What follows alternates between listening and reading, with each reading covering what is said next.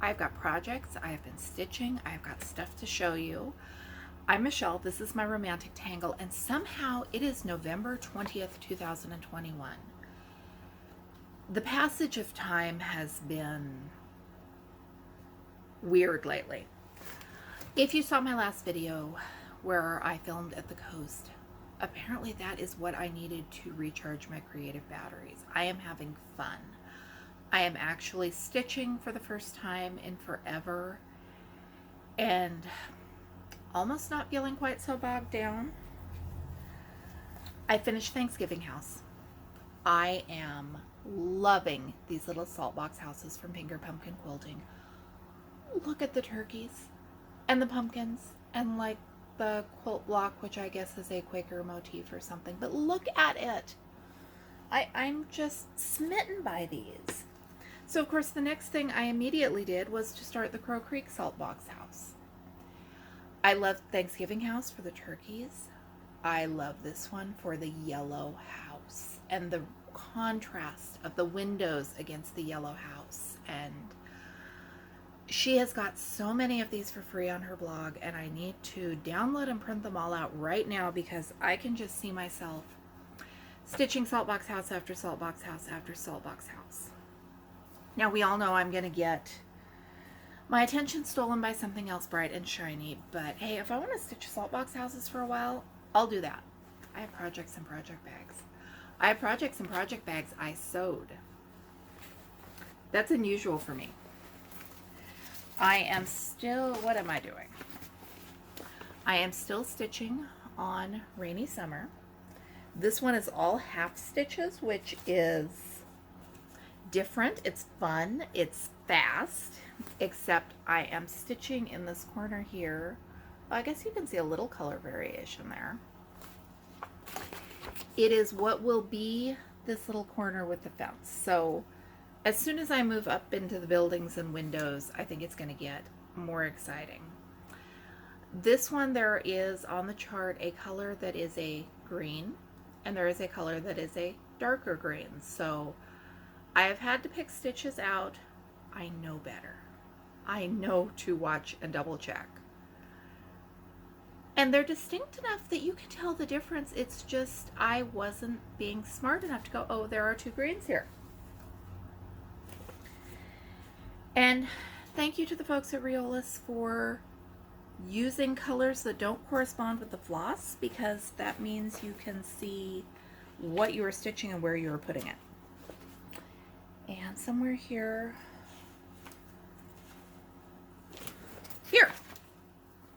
I got a new kit to start. This is Carps. The folks at Riolis sent it for what will be a sponsored post. I am loving all of this orange. It is on 10 count, which I really like their 10 count kits, especially with the wool acrylic. And I am excited about this one. I am excited about all of the oranges. There is a lot of white. There is a lot of white or cream. So all of this is the same color. And the reason that all of this is the same color, which surprised me when I opened the kit, is that this whole frame of white there is full coverage. I have not decided how I feel about that. I was not expecting that. And I'm just going to hop in here to the corner and start with the orange, and I can worry about stitching or not stitching the white when I have done everything else. I can see benefits both ways. I like full coverage a lot. I don't know if I have the patience of stitching that much solid white, but it could also be a really good project for using when I want to stitch but don't want to think about my stitching. I'll decide later. That is not a decision I have to make now. I'm excited about doing the carps. And I think I already showed you my bags in the last video. I am still working on that second sock. I thought I might get this done while we were at the coast, but there were more fun things to do. I have almost got the heel all the way turned, so it's about to be reduced to a project I can pick up and do 10 or 20 stitches when I need something to keep my hands busy, and I am not expecting to rush through that anytime soon. Speaking of the folks at Riolis, they did a video on fake Riolis kits and some things to look at that will indicate that a kit is fake, and they are very blatant things. If they give you, this online seller gives you a choice in fabric size, if the threads are not wool acrylic and they're in a kit that's supposed to be wool acrylic, they actually bought one of the fake kits and stitched it up and compared it to their own kit. I will put a link to that in the description because I thought it was interesting. It looks like it would be obvious, at least the kits they are talking about, that they're fake. And I have no idea where I was going with that. I don't like fake kits. I don't like pirated kits. I would never knowingly purchase a pirated kit, and luckily have not done it accidentally, but in some of the advertised listings on Amazon, it is getting, you're just flooded with fake kits. So if you have ideas how you protect yourself when you like to purchase kits and when you like to purchase kits online, or what companies are reputable that you know the kits that you buy from them will be genuine, leave me a comment because I want to put together a video with some tips on how to avoid falling into the trap of pirated kits. And I know the obvious, well, buy them at your brick and mortar needlework store. My brick and mortar needlework store is fabulous, but they don't sell the types of kits I like to stitch. So that answer doesn't work for me. I bought a thing. I saved some stitches. If you watch my thrifting videos, you've seen this twice. I'm going to tell you the story again.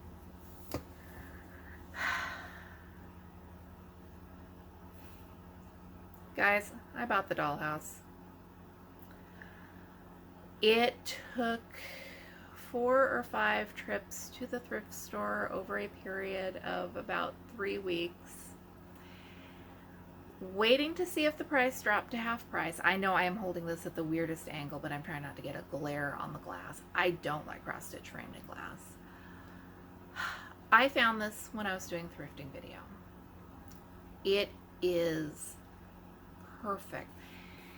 And it was $5.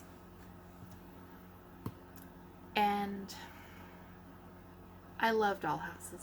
I love cross-stitch dollhouses. This one is like super, super pink. If it didn't have the pink matting, maybe it would be less pink. And I am kind of haunted by this dollhouse. So it was $5. And I loved it. And I filmed it and I walked past it because I have dollhouse patterns. I want to stitch my own dollhouse more than I want to buy someone else's stitched dollhouse.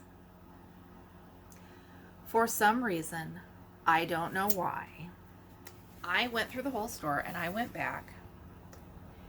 I don't take things off the wall to look at the back of the frame. There's an inscription.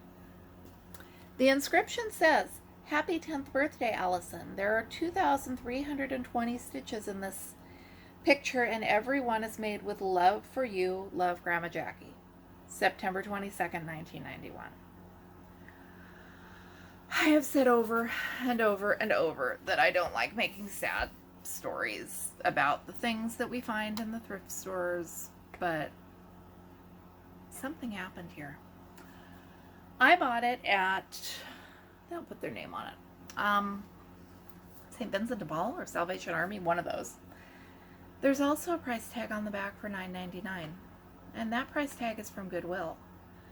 So Allison's little dollhouse has been on a journey. And I really, really tried to talk myself out of bringing it home. It was hanging on the wall at eye level. I kept telling myself that someone else needs it. This isn't for me. And then the price dropped to $2.50, and it had been hanging on that wall for weeks. And I now have a very pink cross-stitch dollhouse. It's mine now.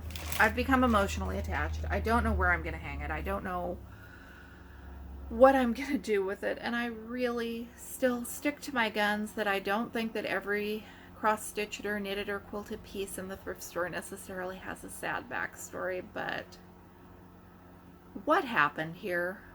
Something happened, and I don't like it. And I'm a little too emotionally wrapped up in this. There's another link I want to share with you. There is a woman named Sandra Dodge. She writes about homeschooling, and she has a daily little email newsletter, which really is more about relationships with your children than homeschooling. And she had a post this week about an old lamp that hangs in her house that is, I think, wrought iron and colored glass, and reminds her of the decor in restaurants in the American Southwest when she was a young adult. And basically where she goes with it, and it's a little short story, but where she goes with that is explaining that we don't all have the same emotional reaction to the same things, which I had never thought very hard about that. But if I see old Pyrex, I am thinking of my mom and my grandma's kitchen. Other people can see old Pyrex and not even see it. I get nostalgic about ratty old Tupperware, not nostalgic enough to bring it home, but it conjures up memories of childhood and Kool-Aid and baking Christmas cookies, and associations that other people, especially other people who grew up in a different era than I did, aren't going to have. And it explained a lot of what is going on in my own head. So I thought that was interesting and wanted to share it with you and ask you, do you notice that same thing? Do you get wrapped up in Afghans and Tupperware and silly things?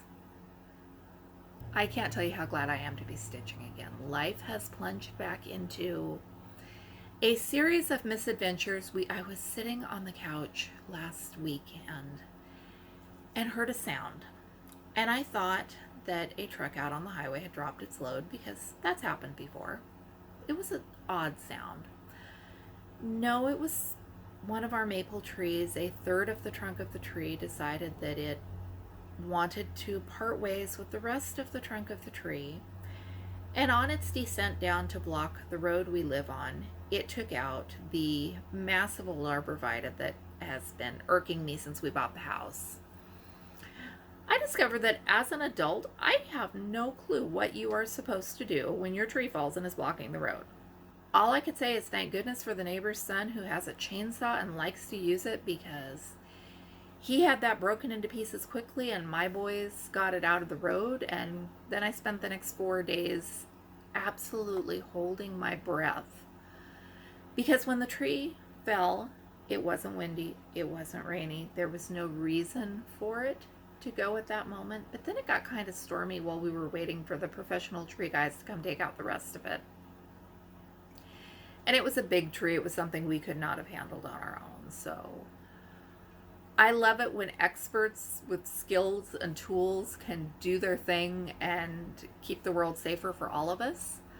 I am going to go scrub my kitchen floor because the old stove is out and the new stove is going in, and I guess that is the perfect opportunity to scrub under my old stove, which is not something I ever had a burning desire to do. I'm Michelle. This is my romantic tangle. I am excited about salt boxes and casting on some new knitting and working on the carps video, and I'll be back with you soon after Thanksgiving.